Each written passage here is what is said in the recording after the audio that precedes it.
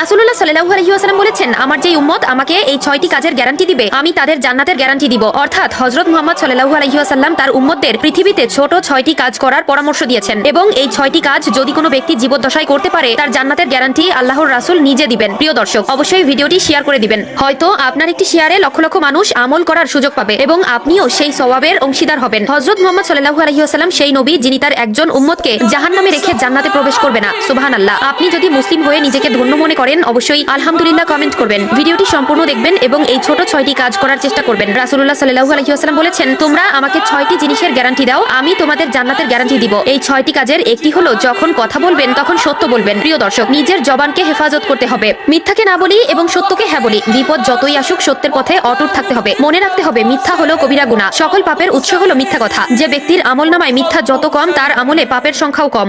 2 নম্বরে যে কাজের কথা বলা হয়েছে তা হলো কখনো কাউকে ওয়াদা করলে তা রক্ষা করা। কাউকে কথা দেওয়ার আগে অবশ্যই ভেবেচিন্তে দিবেন এবং কাউকে প্রতিশ্রুতি দিলে সেটা রক্ষা করার যথাসাধ্য চেষ্টা করবেন। যে কথা আপনি রাখতে পারবেন না সে কথা কখনো কাউকে দিবেন না। যে ব্যক্তি ওয়াদা ভঙ্গ করলো সে রাসূলের শাফায়াত থেকে বঞ্চিত হলো। 3 নম্বরে যে কাজের কথা বলা হয়েছে তা হলো যদি কেউ কোনো কিছু আমানত রাখে, তার আমানত রক্ষা করা। প্রিয় দর্শক, অন্যের আমানতকে নিজের সম্পদ মনে করে গ্রহণ করবেন না। আপনার কাছে যদি কেউ কিছু আমানত রাখে, সে পুনরায় ফিরিয়ে না নেওয়া পর্যন্ত তার সমস্ত দায়িত্ব আপনার হাতে। আমাদের নবী হযরত মুহাম্মদ সাল্লাল্লাহু আলাইহি ওয়াসাল্লামকে কাফের মুনাফিকরা আল আমিন বলে ডাকতো। এমনকি কাফের বেঈমানরাও তার কাছে আমানত রাখতো। অবশ্যই বিশ্বাস